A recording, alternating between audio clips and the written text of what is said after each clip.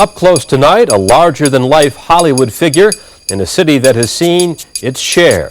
But there's only one Robert Evans. Few people have reached the heights and depths of this former actor, movie company executive, and producer.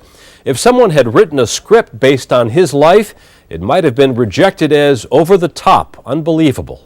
But a few years back, Evans himself wrote an autobiography, warts and all, that's now been adapted into a movie of the same name. The Kid Stays in the Picture. And it's created what Hollywood loves, buzz. She changed the entire course of my life. Would you like to play my deceased husband, Irving Thalberg, in a film, Mr. Evans? I looked at her again. I didn't know what she was talking about. They're making a film at Universal called Man of a Thousand Faces. My friend Jimmy Cagney is playing the title role of Lon Chaney. Irving was the guy who discovered him and made him the biggest star in silent film. Do you know, Mr. Evans, he was only 20 at the time. He was even too young to sign the checks, but not too young to run a studio. I'm thinking to myself, wow, this can't be happening to me. I got up at the age of 60. A man who went from royalty to infamy, and no one wanted me. And I got back, and I stayed in the picture. How about this? I'm still in the picture, pal. Bigger than ever. Bigger than ever. He's pure Hollywood, and our guide through this fascinating life is my colleague Don Dahler, who's known Robert Evans for many years. Yes, and with the possible exception of Daryl Zanuck, who almost single-handedly created the movie industry as we know it today, no one has been involved in the creation of more great films than Robert Evans. To name just a few: Godfather, Chinatown, Love Story, Marathon Man, Harold and Maude. As head of Paramount Studios, he had a knack for spotting unusual projects and pushing them past the studio naysayers. But that same rebelliousness contributed to his many downfalls. In 1998, he suffered a massive stroke that almost spelled the last chapter of his life. Instead, he's bounced back from that too. At 72, he still enjoys inviting people over for screenings in his Beverly Hills home, and that's where we sat down to talk. Not many people get to live long enough to see their life made into a movie. No, they don't. But seeing it made doesn't make it necessarily a luxury. And when I first saw it, in a group of 1,500 people, it was the first time I saw it. I had never gotten more than maybe a 2-minute applause my whole life. Maybe that's an exaggeration, maybe it was less. But when the picture was over, I had a 17-minute ovation. And I had I was watching this film in horror. I saw it in France, I saw it in New York, I saw it in Sundance. I've seen people of 50 years old and people of 18 all having the same feeling. They walk out like this and they're rooting it. Do you know what the strange thing is? Everybody feels just a couple of inches taller when they walk out, because if this guy can do it, why can't I? And that's what it's all about, staying in the picture. And sounds easy, it ain't. Sometimes it's awfully difficult getting up in the morning and facing a cold world out there. But you know, you got to do it. And when you don't do it, slowly but surely you fade into the background and into obscurity. And that's what the book and the story and the movie is all about. Do you believe in luck? I believe in luck, but luck alone is not too important. Luck and opportunity meets preparation. And I have to give you an example of it.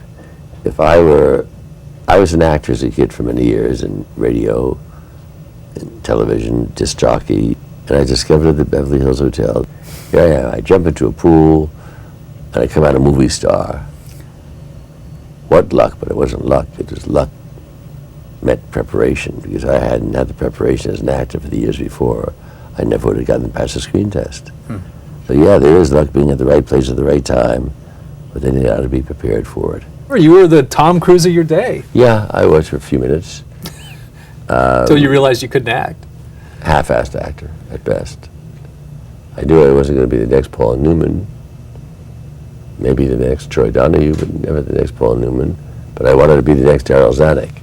You see, Daryl Zanuck, when I was doing The Sun Also Rises, playing the Matador, told from me way down to everyone else, the kid stays in the picture, and anybody who doesn't like it can quit. Puts the megaphone down and walks out. That's when I knew I wanted to be him and not me. The short list of movies that you've been responsible for, even just to select some of them. You've been responsible for many movies, but Rosemary's Baby, Chinatown, The Godfather, Love Story, Marathon Man. That's like a reading list, a soliloquy from a film school. Each one, strangely enough, the studio did want to make. And because they look at last year's success, not next year's success. So what I hear when you describe that is there's always, for the great movies that you can take credit for, there's always an in spite of in that sentence. Invariably in spite of. It's usually in spite of distribution.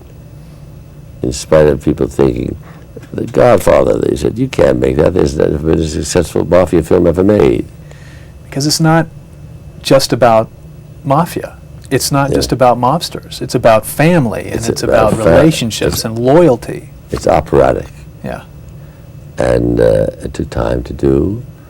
More fights went on making the picture than actually took place in the picture. But that's something else. I never believe in reverence. I believe in irreverence. Because when you're irreverent, you have a possible chance of touching magic. To give you an example, we made Chinatown and Gatsby at the same time. In Chinatown, there were such fights that went on, and no one talked to each other during the whole picture. The fights were horrendous. Conversely, in Gatsby, they wouldn't touch a word. It's brilliant. You don't touch it. Leave it as it is. One turns out underwhelming, Gatsby, and Chinatown was down as one of the great films of the 20th century because it fits irreverence. And I think in life, everything is that way. You shouldn't be too reverent to anything. You should never underestimate your competition either. In Chinatown, it's so complicated that if you go out and take a piss, you come back and you won't know what the plot's about. Up Close, brought to you by Paxil.